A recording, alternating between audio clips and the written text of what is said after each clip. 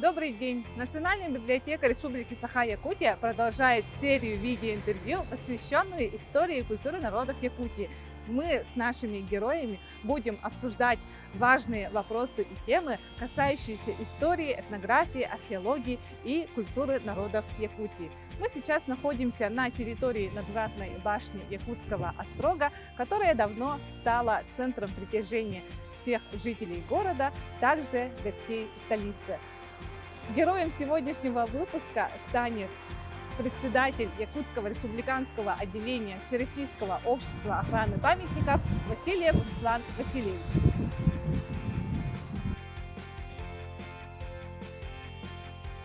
Руслан Васильевич, добрый день! Спасибо, что согласились стать участником нашего проекта. Расскажите немножко о деятельности общества охраны памятников в нашей республике. Наше общество, в принципе, имеет такую большую историю. Это начиная с 1967 года, прошлого века, было создано и работало.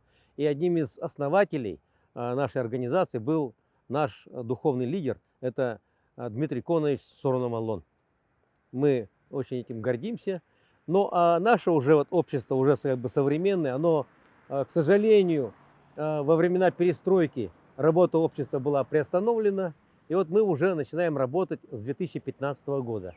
Ну и, в общем-то, за это время сделано много таких дел по сохранению нашего культурного наследия. Руслан Васильевич, вот есть департамент по охране памятников, да, и культурного наследия, и есть вы, общество охраны памятников. Вот скажите, вот многим, наверное, интересно, ваша деятельность как-то сталкивается, может, между собой, или есть отличия, или есть сходство? Вот об этом мы хотели. Я бы вот сразу хотел сказать, что в создании департамента Республики Саха-Якутия по охране объектов культурного наследия вот именно наше общество внесло существенную лепту, потому что мы инициировали, что был государственный департамент. До этого он был только при Министерстве культуры, и его, собственно говоря, даже было и не видно, и не слышно. Мы писали и в прокуратуру, и на главу республики выходили, и вот благодаря вот таким усилиям сегодня департамент существует. Вот почему нужен департамент в нашей республике? Потому что это своего рода, как, скажем, прокуратура, но в области культуры, которая следит за соблюдением закона о сохранности объектов культурного наследия. Мы же общественная организация, значит, мы общественная организация, наша задача оказывать помощь государственным структурам. Вот, скажем, на сегодня в департаменте 11 человек. 11 человек, они, если, скажем, все будут выезжать по всей нашей республике, то они даже не успеют за всю свою жизнь все это осмотреть. Территория огромная, да, вот, расходы большие. И задача вот как раз нашей общественной организации помогать департаменту и там выявлять какие-то нарушения, сигнализировать им. И даже мы, вот опять же по нашей инициативе, были созданы такой институт общественных инспекторов. Да, мы их вот департамент с приглашением специалистов обучали их. И на сегодняшний день уже примерно 40 еще есть общественных инспекторов, которые могут выполнять некоторые задачи, которые им делегирует департамент. Вот, Руслан Васильевич, вот сейчас стало таким, можно сказать, модным, да, движение именно по деятельности сохранению памятников исторического и культурного наследия. Мы сегодня видим, что очень много восстанавливается памятников. И вот, конечно, да, вот у вас есть свои усилия, вы общество, департамент.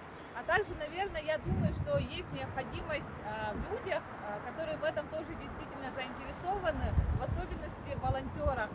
Привлекаете ли вы в свою деятельность волонтеров и как вы оцениваете именно помощь волонтеров в деятельности общества? То, что вы сказали, что это модным становится, да, конечно, еще как бы это не охватило, тенденция не охватила все наше общество, а только-только это начинается возрождаться, да, вот. Без, конечно, волонтерства, я думаю, невозможно выполнить те все работы, которые необходимо выполнять. Потому что вот на сегодняшний день за счет бюджетных средств, и то федеральных средств, реставрируются только 2 объекта. Да? Всего два объекта. Это Никольская церковь в Хангаласском Улусе и областное казначейство в городе Якутске. Все остальное, все, денег нет. Поэтому это все остальное можно сделать только за счет меценатов, за счет волонтеров. Да? И, скажем, вот уже у нас в республике второй год уже работает программа «Сохраним памятники», когда люди вкладывают свои собственные средства и восстанавливают эти памятники. Да? И, скажем, мы на сегодняшний день, скажем, вот возрождаем волонтерство. Если, скажем, меценат, он может как бы, нанимает бригаду, которая за финансовые средства выполняет определенную работу, то волонтеры, наоборот, нам никто не платит. Да? Мы едем, у нас просто позыв души, желание сделать хорошее дело и сохранить для наших потомков вот это наследие, деревянное зодчество, которое, к сожалению, оно с каждым годом пропадает, да, дерево разрушается из-за нашего сурового климата, поэтому как никогда надо сейчас вот заниматься этим делом. И мы начинаем наш проект Сорон Амалон Фест. Вот я уже вначале сказал, кто был зачинателем, одним из зачинателей нашей общественной организации, это Дмитрий Ikonovich Сорон Амалон. И мы, продолжая его дело, начинаем движение и называем это под девизом Сорон Амалон Фест. И буквально 5 сентября мы все выезжаем в Черкех,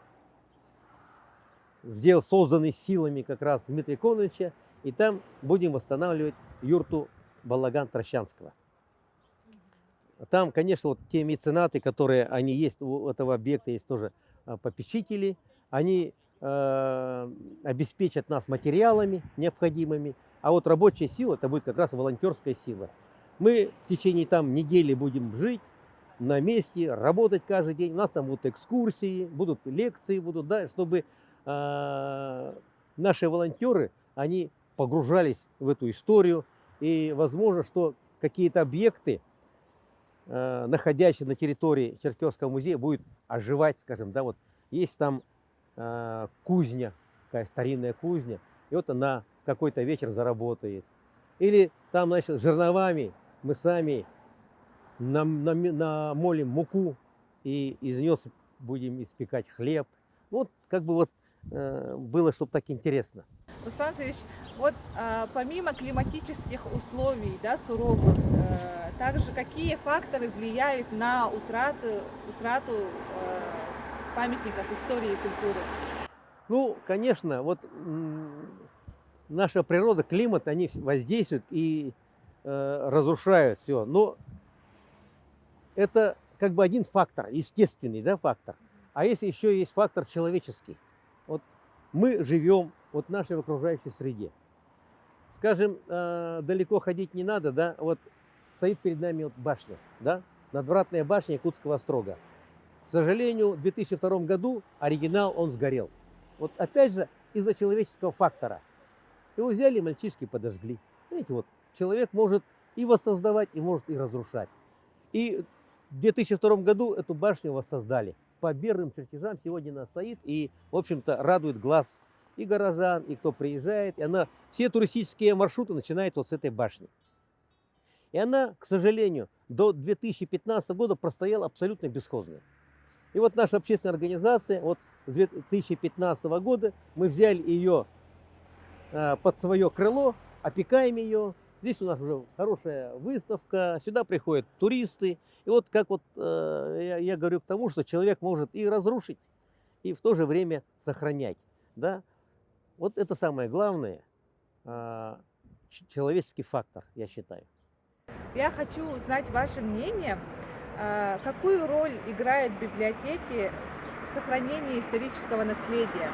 Ну вот эту тему, конечно, затронули очень интересную, потому что библиотеки в каждом районном центре, вот имеются районные библиотеки, да, как раз через эти библиотеки вот идет работа по родословию Төрючө-Төлкөтө, да, и вот собираются архивы, родовые архивы, семейные архивы, да, это очень интересная и плодотворная работа, и вот тут как раз мы можем работать как бы вместе, потому что у каждого рода есть основатели рода, зачинатели рода, да, вот, которые жили на определенной территории. Сегодня это старые сайлыки, или какие-то сохранившиеся тёхи стоят там, да, вот. И, в принципе, вот их же можно сделать местами, где бы род мог собираться.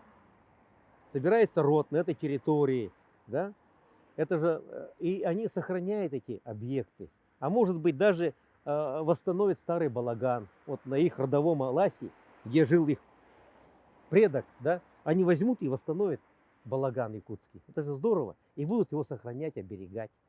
А, скажем, чтобы был доступ, есть просто, согласно федеральным законам ФЗ-73 об объектах культурного наследия, они могут сделать их достопримечательным местом. Весь этот Алас.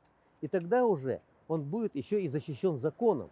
Потому что на этой территории уже нельзя будет вести какую-то деятельность, которая бы нарушила это состояние этой территории. Значит, там нельзя будет вести какие-то земляные работы, вести капитальное строительство. И вот среда бы сохранилась, вот как жил их предок, да, прародитель на этой территории, она бы сохранилась в том же состоянии. И она всегда будут приезжали потомки, следующие потомки, да, и они бы видели, как их жил прародитель. Это же здорово.